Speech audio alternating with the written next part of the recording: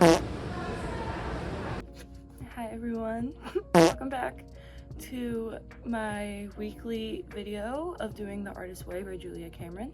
And again, if you don't know, this book is basically a 12-week course where there's a series of exercises and other meditative challenges, I would say, that get you thinking about your creativity and in turn kind of enhances your creativity. So this is the second week check-in. This video is actually a little bit late because this is my second take doing this video, but I accidentally kept putting this book right up against my microphone in the first one like an idiot, and so you literally can't hear anything. Artist Way. So again, the order of things for this video, I'm going to talk about the chapter itself, then my artist state, and then my weekly exercises. And this chapter is week 2, and I pull it up. It's recovering a sense of identity. And this chapter was very entertaining for me in the ways where I pulled a lot from this chapter. In the previous episode, I said I didn't really pull that much from week 1 because it seemed to kind of go over barriers that I've already broken as an aspiring designer and artist. Just realized my necklace is weird. So this chapter focused more on your identity as an artist, and not necessarily just like inward, but externally your identity as an artist, which I found very interesting.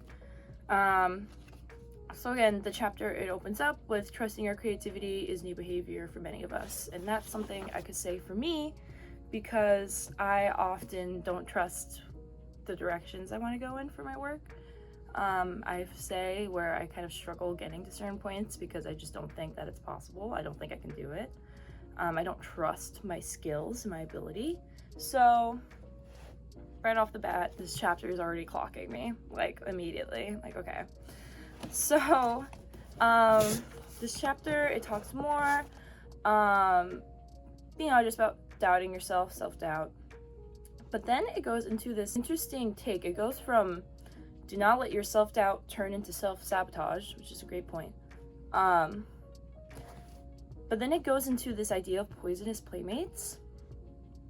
And poisonous playmates, taken from quote from the book, the most poisonous playmates for us as recovering artists are people whose creativity is still blocked. Our recovery threatens them. And basically, it kind of, in another way to look at it, it's kind of like a toxic friend. And it's like friends that hate to see you thriving. And luckily, I would say that I don't really have many friends that are like that. I've had friends like that in the past, definitely. But luckily, all my friends right now, I think, are very supportive of my creative journey, for the most part. And so I'm very lucky where this part, again, I don't really have to use right now. I mean, later in life, possibly, yes. I love making friends with people who suck. This is a good quote. It's, do not expect your block friends to applaud your recovery. That's like expecting your best friends from the bar to celebrate your sobriety, which is like so fair, you know? Sometimes you're just on different wavelengths from other people. That was a very interesting chapter, and this part too, like reading it made me like react, like I reacted. Like I even wrote a little note right here where I'm like, this chapter gets me riled up in a good way. Because I would never think that these people, not only do they just infringe on like your person and your well-being, but it also infringes on your creativity. And if someone would have told me that like 2 years ago when I was friends with people who suck, and there's a reason why I wasn't very creative, it would make a lot more sense. But you need friends that celebrate your creativity and your weirdness, which again, I still struggle a little bit, but for the most part, I'm very thankful. She goes on to talk about like how, you know, this creativity from the great creator, which is like her word for where creativity comes from, is a gift. And the most important thing that she wrote is do not let your friends squander your time. And I'm like, oh my God, because that's what kills me the most. It's not even that my friends try to do that to me. It's not at all.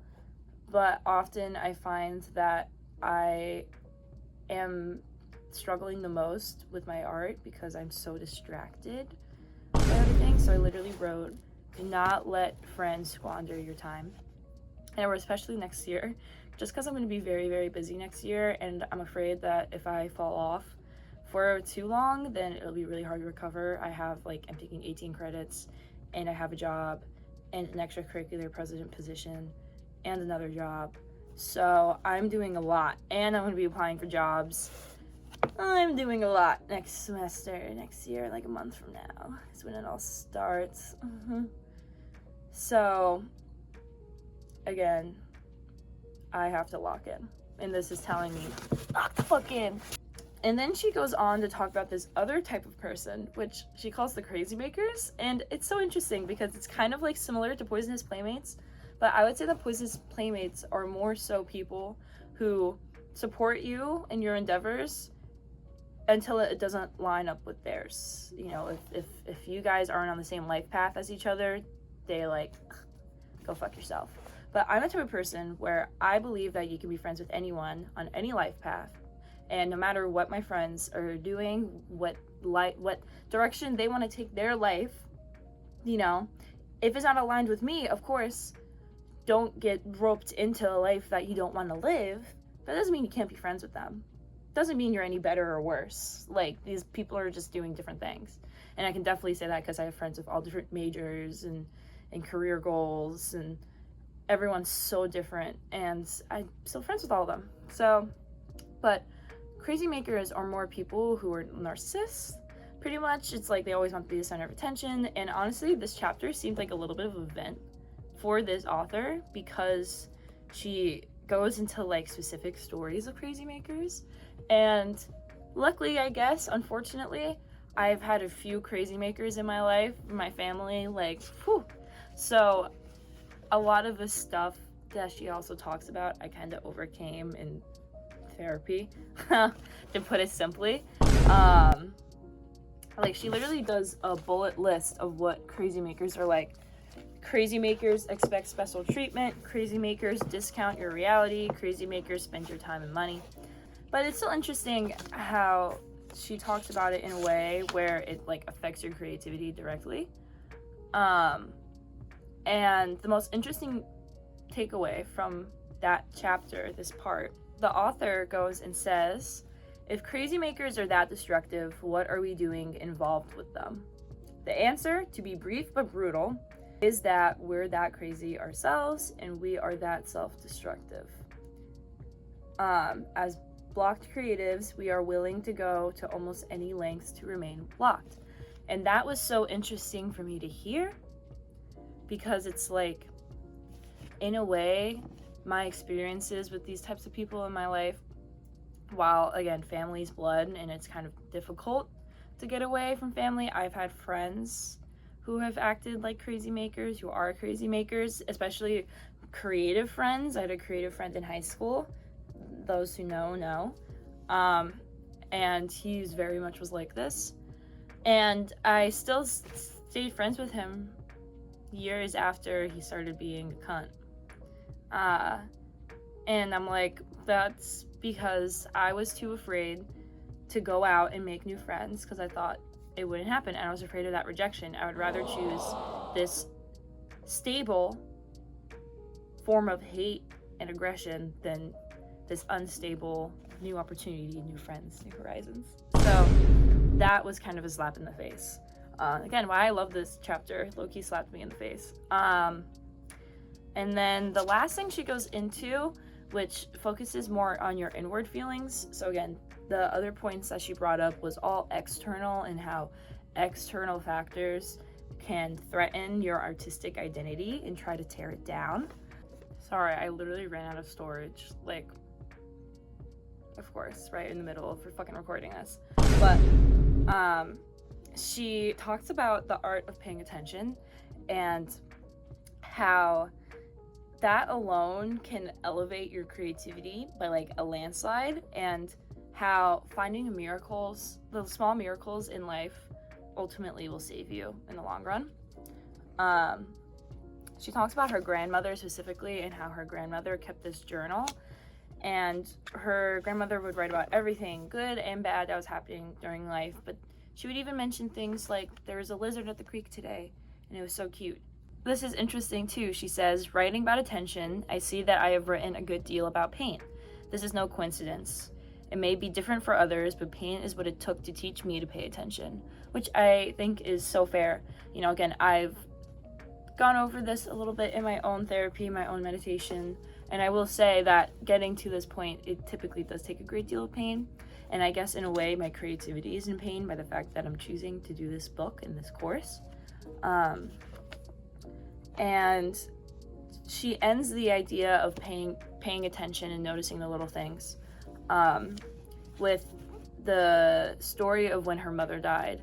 And she says, the night my mother died, I got the call, took my sweater, and set out up the hill behind my house. A great snowy moon was rising behind the palm trees.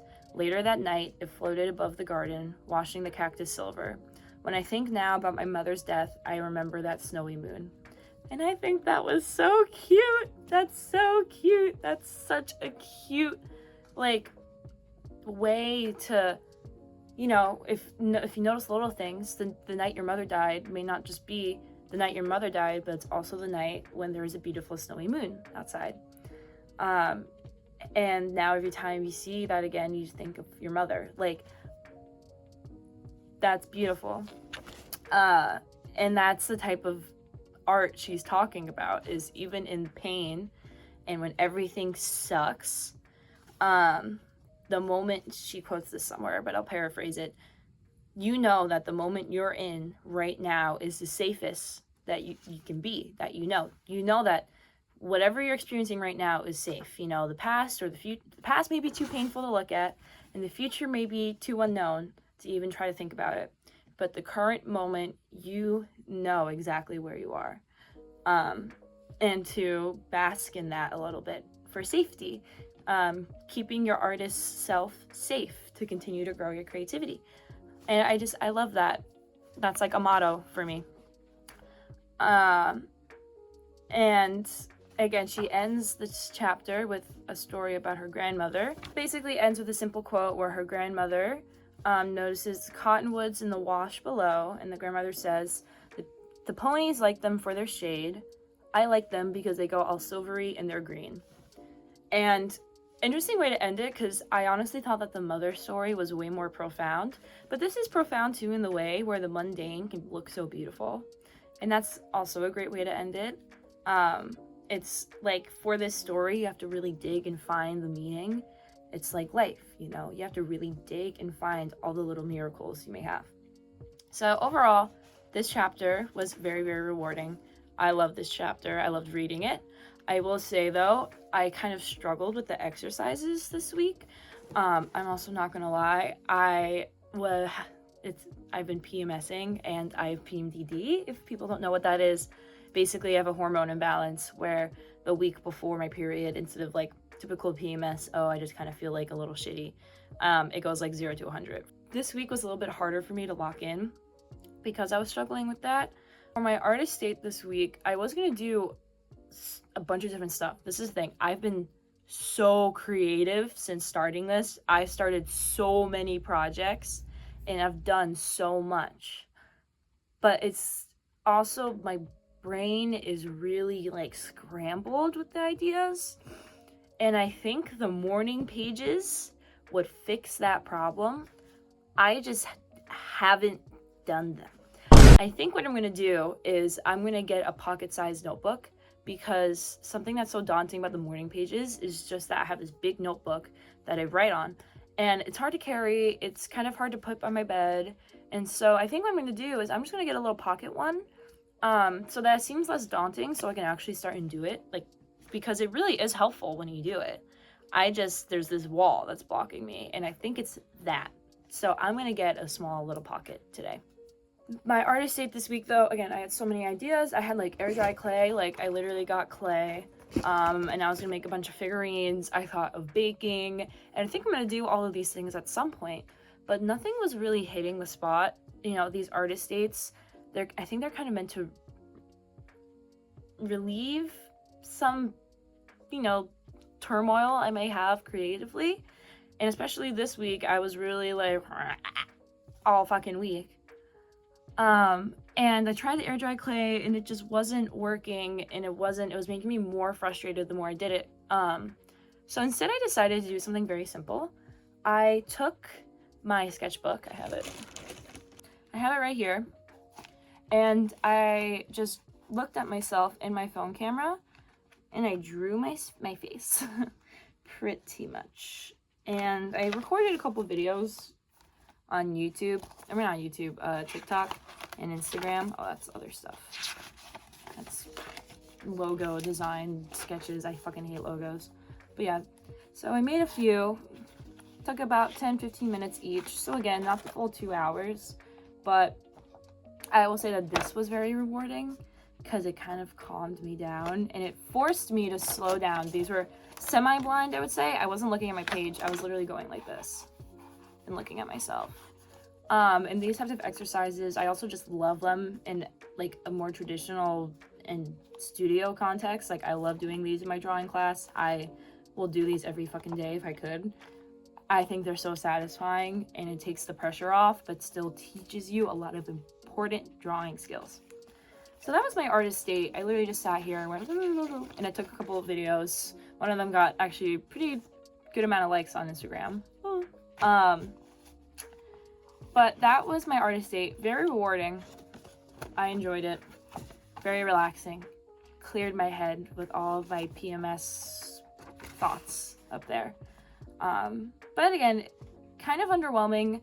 I'm trying to really do this course like as thorough as possible, but I understand, or I have to understand, that sometimes like things like my PMDD, I just can't help that. It's like I can't help it. It's like pretty much I turned manic and depressive for a week. And there's nothing I can do, and that's just the way life is. So I wish I did more, but I'm not gonna kill myself, or I'm gonna try not to kill myself for it, because there's nothing I could do. But I did really do the writing exercises this week, and I enjoyed the writing exercises. So the first writing exercise that I did, I listed 20 things that I like to do, and then you were supposed to write a date of the last time you did these things, and like I have a full list. And luckily I've done a lot of these things recently. You know, I am a young college student. I'm out and doing stuff, thank God. But it gave a good idea of like, again, what I like to do, who I want to be, who I want to represent, and, you know, how can I represent myself? So that was a rewarding exercise. Also gave me a couple ideas for artist dates, which she says this list is great for artist dates if you're coming up with ideas. And then I did a life pie exercise where you draw your life into 6 pieces: spirituality, exercise, play, work, friends, and romance, adventure. And you fill up the pie with how much you feel you're satisfied in that. And I did that, you know, I have my pie right there. But it was a little bit hard for me to understand, because it's like, I don't know in my own head, like, if it's full all the way, what that really means versus if it's smaller. I mean, obviously it's, oh, this is better than the other. But on that scale, like, what does it actually mean? And so it was a good exercise for me to do. I don't know. I could have picked a better one, I think. And then the last one I did that was rewarding was 10 tiny sorry, that's crazy, 10 teeny. 10 tiny changes, and list 10 changes you like to make for yourself, from significant ones to small ones. And I did that as well. And so like some of them I wrote like, I would like to eat more vegetables and fruit and integrate them into my diet. Kind of big, you know, bigger one. And then This one, the smaller ones, I would like to go through my old clothes, like much more short term. And that was just nice because I was able to set goals for myself, kind of take things out on paper that I've been thinking for myself, because I'm a very goal-oriented person. I have so many goals and ideas in mind, and sometimes, like I said, my brain's too scrambled to put them all down and do them, which is why I need to do the morning pages, because again, I haven't done the morning pages, but I'm fixing that. I'm gonna fix that. But yeah, again, kind of a shorter week for me. Not much to talk about. I didn't go on this crazy artist date like I did last week all the way to Central Park. But still a very rewarding experience. It was a good trade-off because last week the chapter I read was not that great for me. Like, it was a good chapter, I'm not saying that, but for me personally, I didn't take a lot from it. But this chapter I took a lot from, and less the artist date I took from. So yeah, check back next week where I do week 3, and this chapter is called Recovering a Sense of Power. So that's going to be an interesting chapter. And yeah, check back. I'm excited to do the rest of the artist date. I will say I am super busy this week. I'm going on like a vacation, so I hope that I'll have the time. I think I will. It's like that time of summer where there's like 5 million things happening at once. So yeah. Okay. Thanks for watching, and check back next week.